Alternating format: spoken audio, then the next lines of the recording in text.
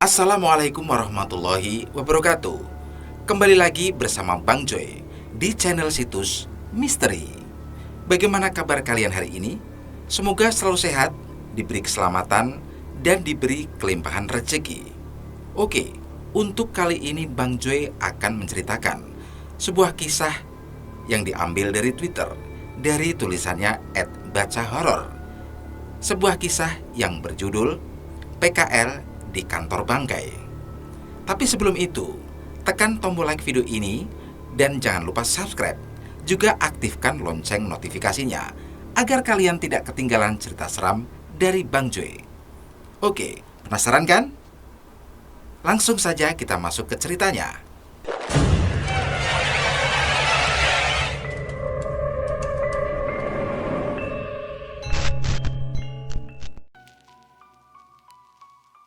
Jakarta tahun 2012. Praktek kerja lapangan itu adalah salah satu syarat penting yang harus diselesaikan Ari, Surya, dan Evan sebagai syarat untuk memulai skripsinya. Ini distributor kantor kakak gua. Minggu depan kita udah bisa PKL di sana. Surya menunjukkan sebuah kartu nama dan surat persetujuan yang sudah ditandatangani. Evan dan Ari yang mendengar kabar itu seketika tersenyum. Serius? Oh, daerah mana itu, Sur? Tanya Evan. Jakarta Pusat, agak jauh sih. Tapi masuknya jam 9, jadi harusnya aman. Jelas Surya. Ari mengambil kartu nama yang ditunjukkan oleh Surya. Ada sebuah alamat yang menunjukkan lokasi kantor di Jakarta Pusat, distributor salah satu merek spare part komputer. Kalau perusahaan IT juga pasti requirement projectnya ribet ya? Tanya Ari sembari meletakkan kembali kartu nama itu. Udah, tenang aja. Selama di lingkup database masih aman lah. Balas Surya. Keraguan Ari bukan tanpa alasan. Pasalnya, hingga saat ini mereka masih mahasiswa dengan IP pas-pasan. Untuk menghadapi kebutuhan perusahaan secara langsung, mereka jelas perlu berusaha keras. Persyaratan akademis dan keperluan mereka dapat dibereskan dengan mudah. Hingga akhirnya pun mereka memasuki hari pertama PKL mereka. Pagi itu, mereka tiba di sebuah ruko yang cukup besar. Sepertinya ada yang lebih besar dari 2 ruko yang dijadikan satu sebagai kantor itu. Lokasinya ada di hook atau di bagian sudut. Keren juga ya kantornya. Evan kagum dengan bangunan kantor yang terlihat baru dibanding kantor di sekitarnya. Iya sih, tapi lihat deh, ruko-ruko yang lain. Kata Ari sembari menengok ke ruko di sekitarnya. Walau kantor itu bangunan baru dan terawat, ruko-ruko di sekitarnya masih berupa bangunan lama. Bahkan ada ruko yang terbengkalai dengan kondisi mengenaskan. Jendelanya sudah pecah dan bangunannya tidak tertutup apapun. Udah, gak usah mikir yang aneh-aneh. Ayo masuk. Ajak Surya. Pagi itu kedatangan mereka sudah ditunggu oleh Pak Fitri, supervisor IT yang merupakan kenalan dari kakak Surya. Ia pun memperkenalkan mereka bertiga dengan karyawan kantor yang jumlahnya sekitar 20 orang. Untuk divisi IT sendiri, terdapat 3 karyawan. Pak Fitri sebagai supervisor, Mbak Rina sebagai database spesialis, dan Mas Gilang IT support. Walau mereka punya job desk masing-masing, mereka mengaku sering melakukan pekerjaan di luar ranahnya. Jangankan di luar job desk, kadang-kadang mesin fotokopi rusak saja yang dicari kita. Canda Pak Fitri. Mereka memulai dengan berkenalan dan mencari tahu tentang sistem yang digunakan oleh perusahaan. Ada kebutuhan sistem database yang mungkin bisa disempurnakan oleh mereka.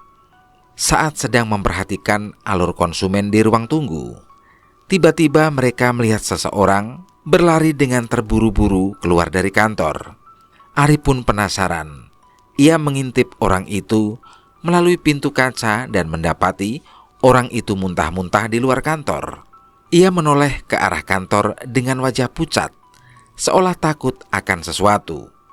Enggak, gue nggak mau ke dalam lagi. Kata perempuan itu. Kenapa sih? Lo sakit? Tegur temannya. Perempuan itu tidak menjawab dan hanya kembali menatap kantor dengan ngeri. Ayo masuk, jangan nunggu di luar. Di sini daerah rawan. Enggak, gue nggak bisa. Emang kenapa? Di dalam kenapa? Bau bangkai. Teman perempuan itu mengernyitkan dahinya. Ari pun mencoba mencium udara di sekitarnya dan tidak merasakan bau apapun. Tapi tidak dengan teman dari wanita itu. Ia seolah mengerti maksudnya. Ya udah, gue bayar dulu. Ucapnya sambil kembali ke dalam. Ari masih penasaran dengan perempuan itu. Namun pekerjaannya membuatnya harus kembali fokus. Tapi saat akan kembali naik ke atas, tiba-tiba Ari mencium sesuatu. Aroma dupa. Ada sepiring sesaji dengan dupa yang dibakar di bawah tangga. Gak usah heran, itu maunya si bos. Ntar ada orang yang ganti tiap hari kok. Tiba-tiba Mbak Rina menyusul Ari dari belakang dan melewatinya. Hari pertama PKL mereka tidak menemukan banyak halangan. Tepat saat jam 5 pun, mereka bersiap-siap untuk pulang bersama dengan karyawan lainnya. Hebatnya kantor ini, setelah jam 5 mereka segera bersiap dan tak ada yang lembur di kantor. Nggak ada yang lembur ya, Mas Gilang? Tanya Evan. Jangan, ayo pulang. Jangan sampai lembur. Pokoknya sebelum maghrib kantor harus udah kosong. Jawab Mas Gilang sembari mengangkat tasnya dari meja. Mereka bertiga pun senang. Namun sebagai anak magang, mereka merasa harus tahu diri. Mereka menunggu Pak Fitri pulang, baru berani keluar dari kantor. Ada mie ayam di dekat parkiran ruko depan. Makan dulu gimana? Ajak Evan. Boleh. Biar malam gak usah keluar kos lagi. Balas Ari. Mereka pun menyempatkan untuk makan dulu sebelum pulang. Motor mereka dibiarkan terparkir di kantor dan diambil kembali setelah selesai makan. Disinilah mereka bertiga mulai merasa ada yang janggal. Saat hendak mengambil motor mereka di depan kantor, mereka mendapati seluruh lampu di dalam kantor sudah mati. Disitulah mereka sadar bahwa tak ada security yang menjaga kantor saat malam. Satu-satunya security adalah security ruko yang berjaga di pos depan. Ari bersiap memundurkan motornya. Tapi tiba-tiba ada setetes cairan yang membasahi pipinya dari atas. Awalnya ia tidak curiga dengan apapun. Sampai saat ia melihat ke arah balkon lantai 2 kantor. Ada seorang yang berkulit hitam legam dengan rambut jarang. Ia duduk di balkon ruko sembari memainkan kakinya. Terlihat mukanya dipenuhi borok yang menjijikkan. Ia terus tertawa ke arah Ari dan bersiap meludah ke arah Ari. Itu apa? Ari gemetar melihat sosok itu. Ia pun berniat untuk memanggil temannya, namun entah mengapa ia sulit menggerakkan tubuhnya. Kenapa, Ri? Tiba-tiba Surya mengagetkan Ari dengan menepuk bahunya. Sontak Ari menarik nafas dan tersadar dari kondisinya. Itu Sur. Ari segera menunjuk ke arah makhluk itu berada, namun tak ada apapun di sana. Apaan? Ari pun bingung. Ia tidak tahu bagaimana harus bercerita ke Surya. Enggak. Ari pun kembali memundurkan motor Astrea tahun 95 miliknya dan menaikinya. Mulanya ia berpikir bahwa itu adalah halusinasi. Namun saat menyadari pipinya masih basah, ia mulai segera mengegas motornya dan menjauh dari bangunan kantor itu. Kejadian hari pertama itu membuat Ari sedikit cemas ketika sendirian di ruangan kantor. Tapi beberapa hari awal, Mereka disibukkan dengan pekerjaan mereka dan tak sempat memikirkan hal yang aneh-aneh. Ada sebuah kamar mandi di ruangan belakang. Tempat itu dipisahkan dengan gudang peralatan event. Surya menyadari ada bau rokok di kamar mandi itu, yang artinya hanya di kamar mandi itulah yang diperbolehkan untuk merokok. Tempat itu sangat dihindari oleh karyawan lainnya. Selain karena lokasinya yang jauh dari ruang kantor, kamar mandi di sana memang kurang terawat dan jarang dibersihkan oleh office boy. Namun bagi segelintir karyawan yang merokok, tempat itu menjadi favorit mereka. Sekali waktu Surya menggunakan kamar mandi itu untuk merokok. Saat itu masih ada orang di gudang yang mempersiapkan peralatan untuk event. Ia pun menghabiskan waktu cukup lama di sana hingga sebatang rokoknya terbakar habis. Ada sedikit hal yang mengganggu Surya saat itu. Samar-samar ia mendengar suara percikan-percikan api bersama bau asap yang pekat. Ia dapat memastikan itu bukan bau dari asap rokoknya. Ia pun mematikan puntung rokoknya dan keluar dari bilik. Sebelum keluar, ia mencuci tangannya di wastafel. Ada sebuah cermin di hadapannya. Awalnya Surya pikir ia sendirian di kamar mandi itu. Namun saat melihat dari cermin, salah satu pintu di bilik kamar mandi terbuka dan tertutup seperti tengah dimainkan seseorang dari dalam. Ada-ada aja keisengan orang kalau lagi ngerokok, pikir Surya. Ia pun segera keluar mengecek asal bau asap itu. Tapi anehnya, di gudang sudah sepi. Tidak ada satupun karyawan di sana. Suara api dan asap tidak ia temui lagi saat di gudang. Di tengah kebingungannya terdengar suara di bilik pintu kamar mandi dibanting dengan keras. Rata-rata perusahaan biasanya senang saat mengetahui karyawannya rajin dan mau overtime untuk menyelesaikan pekerjaannya, apalagi tanpa dibayar. Tapi tidak dengan perusahaan ini. Seolah ada peraturan tidak tertulis bahwa karyawan harus meninggalkan kantor sebelum maghrib. pokoknya pulang. Mending kerjaannya dikerjain di rumah daripada lembur di kantor, Kata Mas Gilang ketika ditanya soal lemburan oleh Evan. Awalnya ia kira perusahaan hanya tidak mau membayar lembur saja, sampai ada satu kejadian yang membuat Evan kapok. Saat itu Ari dan Surya sedang mendapat tugas survei pelanggan di luar. Evan sudah menyelesaikan tugasnya sejak siang tadi. Tanpa sadar ia pun ketiduran di ruang server. Security kantor melihat kartu absen Evan belum pindah. Jadi dia belum mematikan lampu dan belum mengunci kantor. Evan terbangun saat ada miss call dari Ari. Ia tidak mengecek jam dan mengira hari masih sore. Hal itu diperkuat dengan masih ada suara ramai dari ruang admin. Evan pun meninggalkan ruang server. Saat hendak mengambil minum di dispenser ruang admin, ia baru sadar kalau langit sudah gelap. Di situ ia mulai merasa aneh dengan keramaian di ruangan admin yang biasanya sudah kosong. Ia mengintip dari celah kaca pintu admin. Disitulah seketika wajah Evan pucat.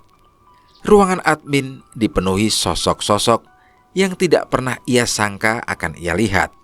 Ruangan yang siang tadi dipenuhi oleh karyawan itu kini diisi oleh makhluk yang tidak jelas bentuknya.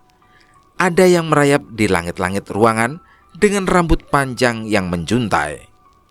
Ada pria yang setengah wajahnya terlihat tulang-tulangnya berdiri di atas meja sembari menatap ke arah pintu. Ada makhluk kerdil bertangan panjang yang menjilati high heels Mbak Rani. Hingga setengah tubuh pria dari pinggang ke bawah yang mondar-mandir di ruangan itu. Jelas Evan tidak berani membuka pintu itu. Ia pun segera berlari ke bawah. Tapi ia terhenti saat mengingat tas dan kunci motornya ada di ruangan itu. Ia berpikir bagaimana cara mengambilnya. Namun tak lama tercium bau bangkai dari belakang Evan. Ia merasa ada sesuatu di belakangnya, tapi perasaan takut yang ia rasakan membuatnya tidak berani untuk menengok. Evan pun kembali berlari turun ke bawah dan menemui security yang tengah bersiap untuk pulang. Pak Dimas, di atas Pak. Evan bersiap menceritakan apa yang ia lihat pada Pak Dimas, security yang menjaga kantor. Sudah.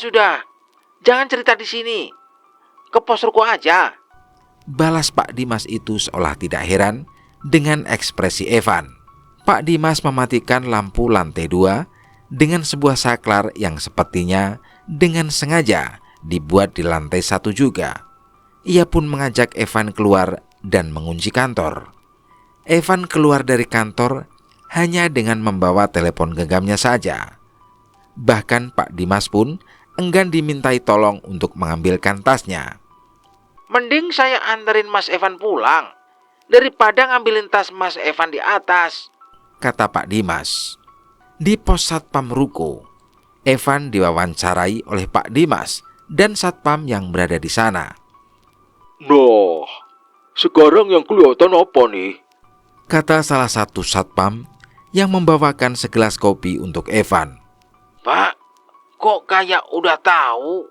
Tanya Evan bingung. Udah biasa Mas, yang pulang habis maghrib pasti bawa oleh-oleh cerita ke kita. Ucap mereka. Evan pun menceritakan tentang apa yang ia lihat dari celah pintu kaca. Terjadi obrolan, dugaan-dugaan dari Satpam yang mendengar cerita Evan. Mas Evan, pasti tahu kerusuhan 98 kan? Ucap salah seorang Satpam. Iya Pak, ada hubungannya dengan itu kah? Balasnya. Ruko-ruko di sini salah satu lokasi korban pembakaran. Katanya ada banyak korban saat itu. Kemungkinan sosok yang menghantui di kantor masnya adalah korban-korban itu. Cerita salah satu Satpam. Tapi itu kan cuma gosip. Jangan digede-gedein. Sanggah Pak Dimas. Iya sih. Malah katanya ada cerita lebih serem lagi tentang kantor masnya. Balas Satpam itu lagi. Sudah. Jangan diterusin. Kalau pada ketakutan, saya yang repot. Mana sekarang security tinggal saya doang? Potong Pak Dimas. Tenang Mas, kalau ada apa-apa pasti kita bantuin, kata Satpam yang lainnya. Malam itu Evan pulang dengan diantar oleh Pak Dimas. Ia menceritakan tentang kisah itu pada Ari dan Surya melalui pesan singkat. Ternyata tidak hanya Evan, Surya dan Ari mengalami kejadian aneh juga. Salah satunya setelah Ari tidak sengaja menendang sesajen yang diletakkan di bawah tangga. Pak Fitri bukanlah orang yang percaya dengan hal gaib atau mistis. Tapi bekerja di kantor ini membuka matanya tentang banyak hal seperti itu. Dulu ada office boy yang baru kerja di kantor ini selama 3 bulan. Gara-gara dia tuh, Pak Fitri mulai hati-hati sama hal gituan. Cerita Mas Gilang. Memang OB itu ngapain Mas? Tanya Surya. Menurut cerita Mas Gilang, pernah suatu saat OB itu nggak masuk tanpa kabar. Waktu hari pertama dikira si OB sakit, tapi ditelepon dan di SMS nggak ada kabar. Hari kedua pun nggak ada kabar. Malah orang rumahnya telepon ke kantor menanyakan keberadaan OB itu. Orang kantor jadi ikut bingung. Sampai waktu hari ketiga, Pak Dimas yang gantiin itu OB bersih-bersih sementara malah nemuin OB itu ngumpet di rak lemari di bawah tangga. Mukanya pucat, badannya kurus, kondisinya sudah mengenaskan, kayak nggak makan dan minum hampir 3 hari lamanya. Nah, pas udah dirawat dan bisa ngomong, katanya ia ditahan sosok setan hitam di dekat tangga. Dia nggak boleh keluar dari sana. Ditungguin terus, seolah diancam. OB itu sampai nggak berani ngeluarin suara sama sekali.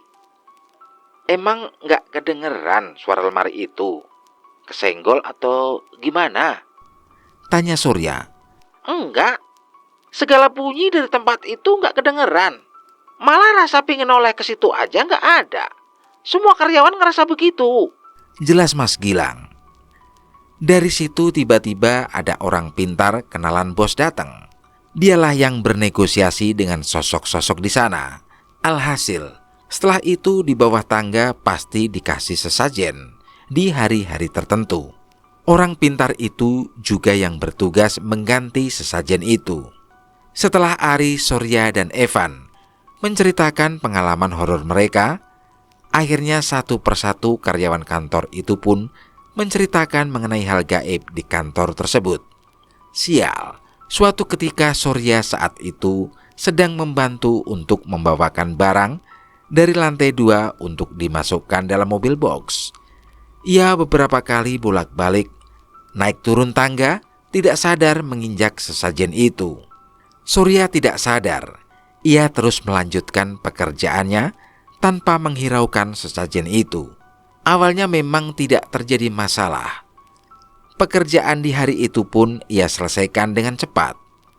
Belajar dari pengalaman sebelumnya, mereka bertiga pun pulang tepat setelah jam 5 sore. Habis dari mana, Sur? Tanya Ibu Surya yang tumben sekali bertanya saat ia pulang kantor. Dari kantor Surya lah, Mah. Tumben nanyain. Balasnya. Ya udah, mandi sana. Jarang-jarang kamu pulang bau begitu. Balas ibunya lagi. Surya mencium aroma tubuhnya. Namun ia tidak merasa ada yang aneh. Ia menganggap mungkin ibunya mengeluhkan tentang bau keringatnya selama perjalanan.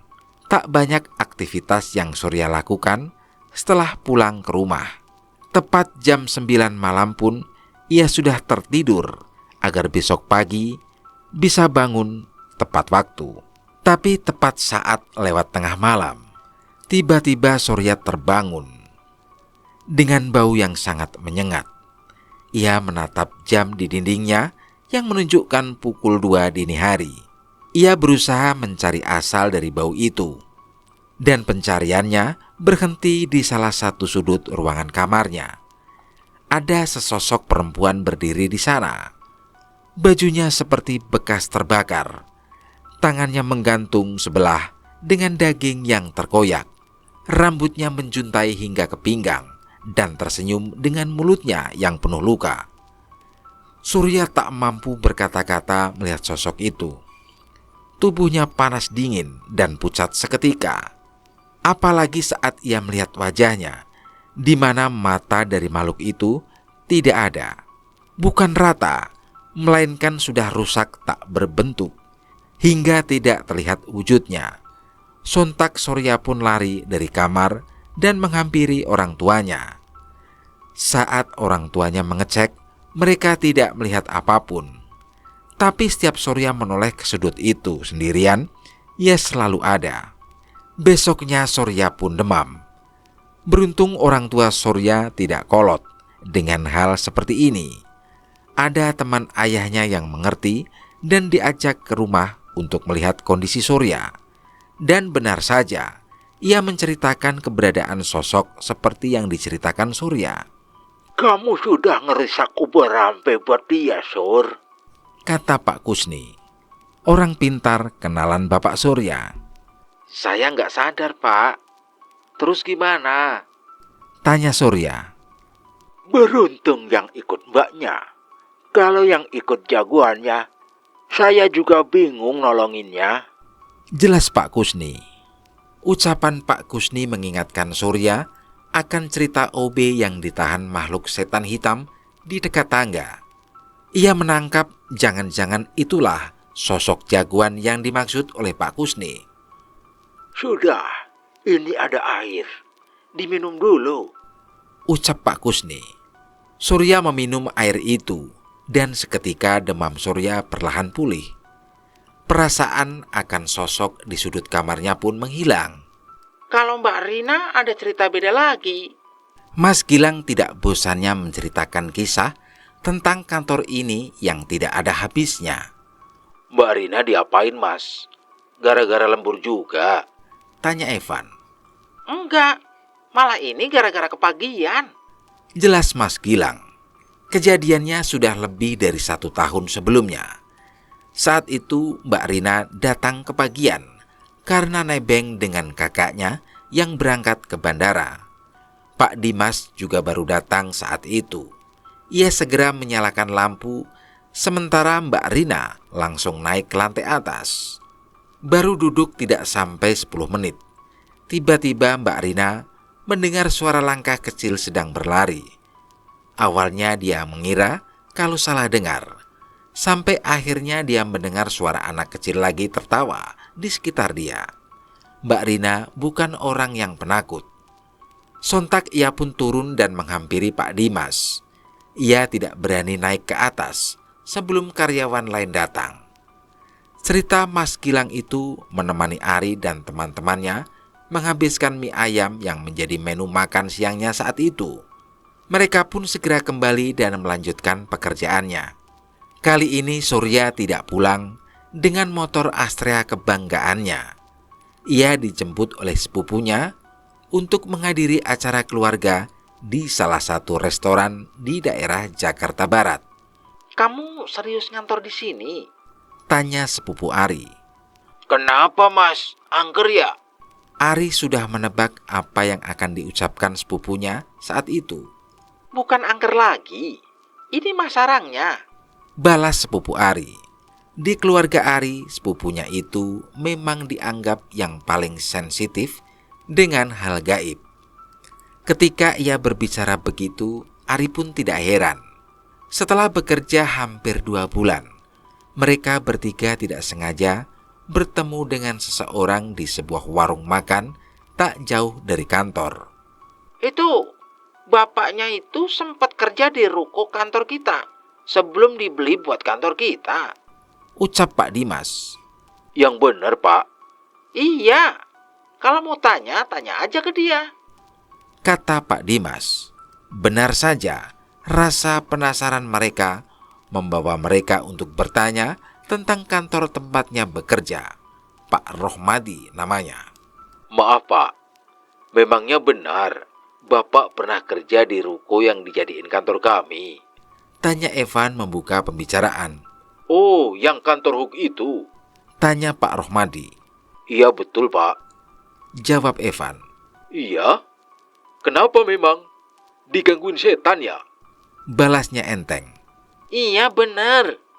Memangnya bangunan itu kenapa sih pak? Tanya Ari penasaran. Pak Rohmadi pun bercerita cukup panjang. Saat itu ia bekerja menjadi kepala gudang di ruko itu. Pemilik kantor di mana tempat ia bekerja adalah pengusaha yang punya cukup banyak cabang. Ruko itu sudah berdiri dari tahun 90-an awal. Sampai ada satu kejadian yang merubah semuanya. Saat kerusuhan dulu, daerah ini termasuk yang paling parah. Ruko-ruko daerah sini juga menjadi sasaran. Banyak yang terbakar sebagian, dan bahkan sampai habis. Jelas Pak Rohmadi. Berarti itu yang bikin angker? Tanya Surya. Pak Rohmadi menggeleng. Ruko yang dipakai kantor kamu paling parah. Saya ingat waktu disuruh mengecek keadaan ruko setelah kerusuhan. Jelasnya. Pas saya lihat, saya langsung merinding. Ruko itu digunakan untuk menumpuk mayat-mayat korban kebakaran selama berhari-hari. Mereka bertiga pun menahan nafasnya mendengar cerita dari Pak Rohmadi. Pak Rohmadi tidak menceritakan lebih detail. Ia hanya menceritakan saat ia memeriksa keadaan ruko, sudah banyak jasad yang terbaring di sana. Kemungkinan jasad itu dievakuasi dari jalan, ruko atau bangunan di sekitar agar mudah saat akan dibawa. Pak Rohmadilah yang menelpon kepolisian dan menunggu sampai malam ketika mobil jenazah tiba. Hingga mobil datang membawa jasad-jasad itu untuk dimakamkan. Saat itu ia sudah merasa bahwa ruko itu sudah tidak pantas untuk ditempati. Ia merasa ruko itu sudah menjadi tempat yang angker setelah kejadian pembakaran itu, dan berdiamnya mayat di sana selama beberapa hari. Pantes, sosok yang kelihatan hampir semua wujudnya manusia gosong. Ucap Evan. Emang lo pernah lihat lagi, Van? Tanya Surya. Lo masih sering ngerokok di kamar mandi belakang? Tanya Evan. Surya menggeleng. Apa yang terjadi padanya di toilet itu membuatnya kapok. Emang ada apaan? Tanya Ari penasaran. Evan menjelaskan, ia pernah sempat menggunakan kamar mandi di dekat gudang belakang. Dia sudah curiga dengan bau yang menyengat saat mau masuk. Kejadian sebelumnya membuat ia merasa akan ada hal mengerikan bila mencium bau bangkai. Dan benar saja, saat Evan hendak menggunakan kamar mandi itu, ia melihat tubuh manusia nyangkut di sekat pemisah bilik kamar mandi. Sialnya lagi, saat Evan menoleh, dia melihat leher makhluk itu seolah meleleh dan membuat kepalanya terputus dan jatuh. Matanya ngeliat ke gua, Sur. Langsung aja gua banting tuh pintu dan kabur. Ucapnya. Semua kejadian itu mereka alami selama 3 bulan bekerja di perusahaan itu. Sesekali mereka melihat karyawan lain yang memiliki benda-benda seperti pegangan. Untuk menjauhkan mereka dari makhluk-makhluk itu, ada pemberian mbahnya, dibawakan oleh ulamanya, ada juga jimat yang selalu diletakkan di meja. Tapi ternyata itu tidak menjamin mereka semua aman dari gangguan makhluk-makhluk itu. Berbeda dengan mereka bertiga yang hanya magang selama 3 bulan. Karyawan kantor itu masih harus tetap berada di sana demi nafkah untuk keluarga mereka masing-masing. Bos pemilik perusahaan bukannya tutup mata. Suatu saat mereka akan pindah, namun tidak dalam waktu yang cepat. Saat ini yang bisa karyawan lain lakukan adalah beradaptasi dan bekerja sembari berdampingan dengan sosok-sosok mengerikan tersebut. Setidaknya, menurut orang pintar teman si bos, makhluk itu mungkin mengganggu, tapi tidak mencelakai. Lain dengan kasus OB yang dikerjai penunggu di bawah tangga. Ternyata sebelumnya OB itu pernah membawa pacarnya masuk ke kantor dan melakukan tindakan tidak senonoh di sana. Oke teman-teman, bagaimana kisah untuk kali ini menurut kalian? Silakan tulis di kolom komentar. Dan kembali saya ucapkan terima kasih kepada kalian yang telah mengikuti kisah ini dari awal hingga akhir. Dan bagi kalian yang baru bergabung, jangan lupa tekan tombol subscribe. Wassalamualaikum warahmatullahi wabarakatuh.